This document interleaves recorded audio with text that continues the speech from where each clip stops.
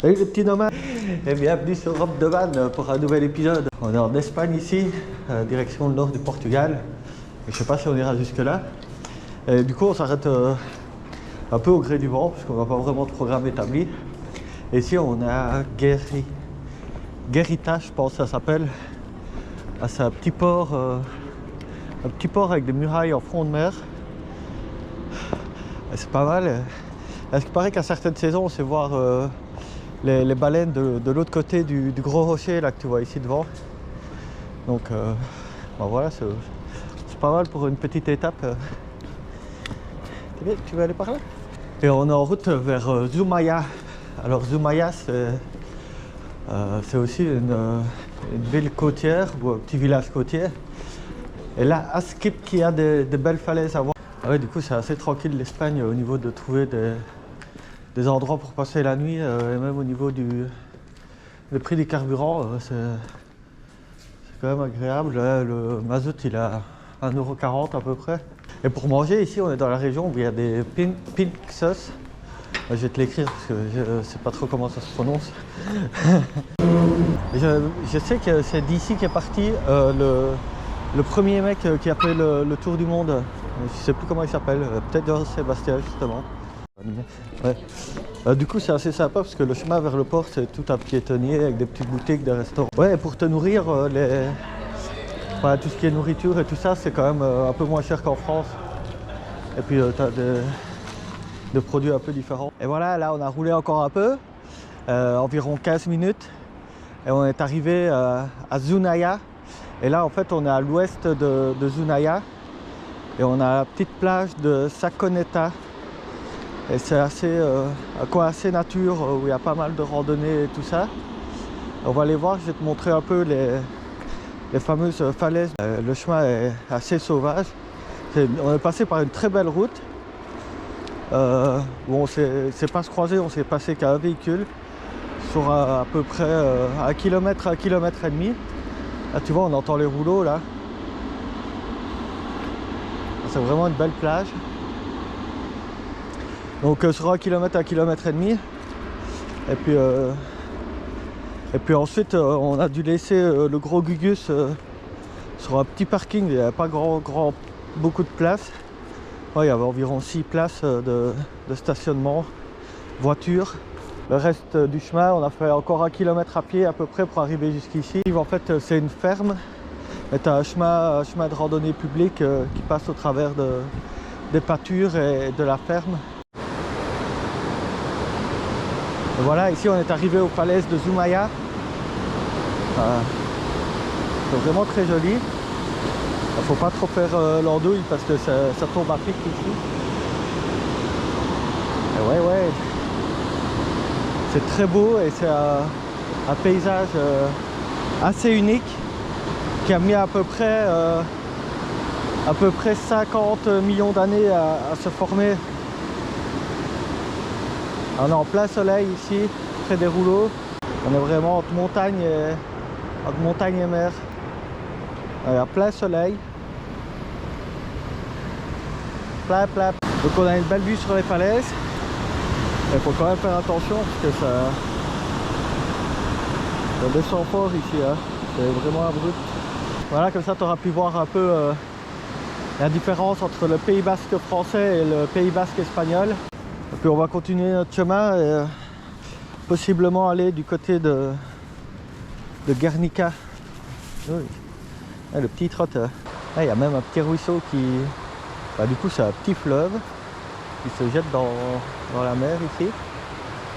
C'est trop un spot pour les trailers. Il y a même des surfeurs ici. Ils sont un peu foufous parce que vu tous les cailloux, peut-être un peu dangereux. Oh là là, Billy. Non mais t'es sérieux? Ah, dès que tu trouves un endroit que ça pue, toi tu trouves là. Salut le gros. Ça va? Et les chevaux ils ont des cloches ici.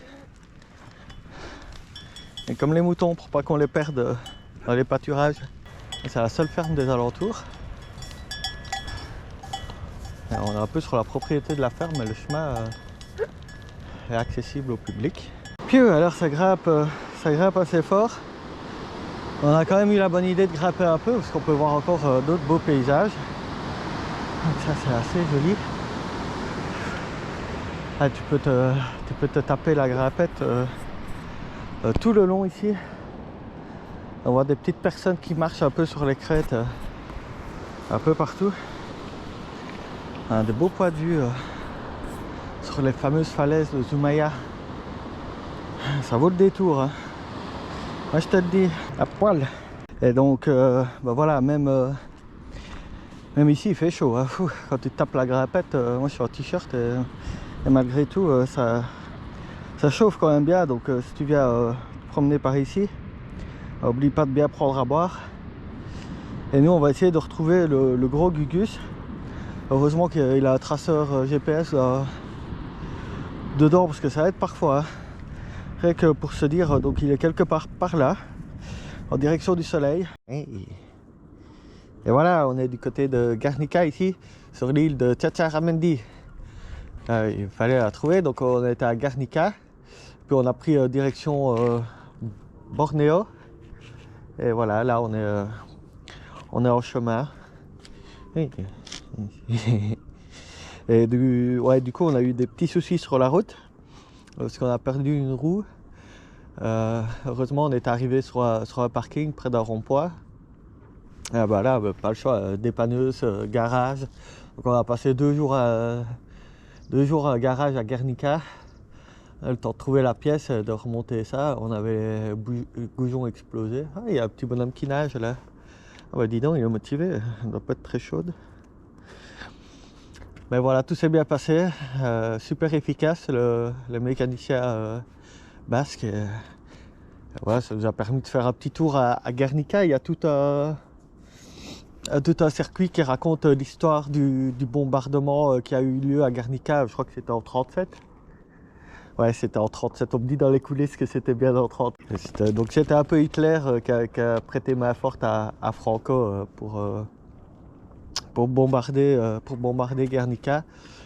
On a vu aussi la fresque de Picasso. Je vais te mettre une petite photo de la fresque. Hop, voilà. Et ça fait un petit temps qu'on se balade en Pays Basque. Et ça va être un peu la fin. Donc la vidéo précédente c'était sur le Pays Basque français. Tu peux voir, il y a une petite île juste en face, en dessous du soleil là, qui a l'air accessible uniquement à marée basse. On a de la chance, c'est marée basse.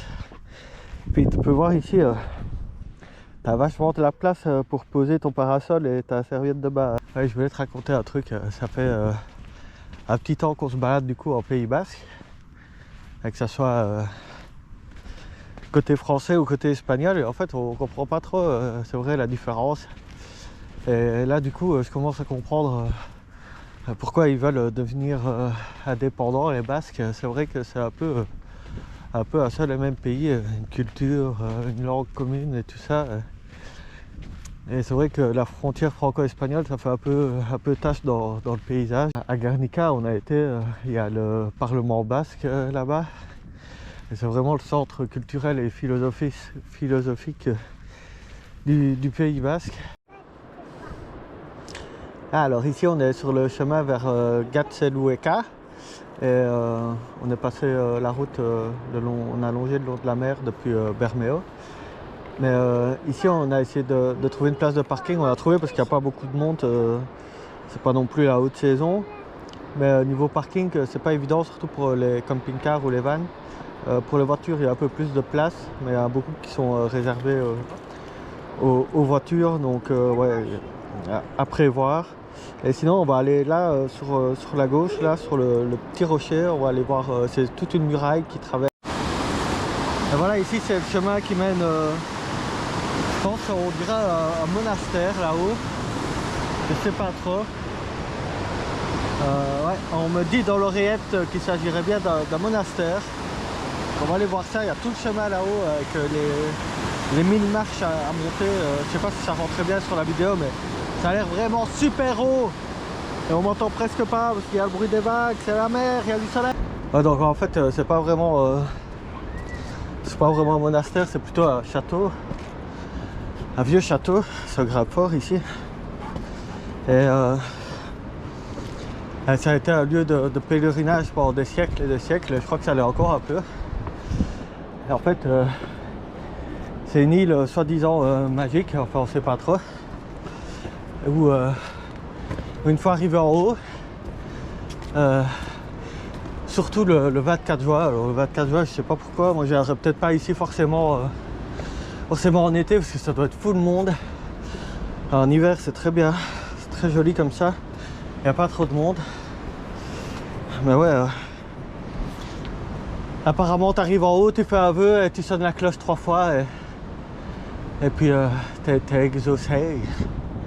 C'est quand même sportif, hein. Ça chauffe un peu les jambes, monter jusque là.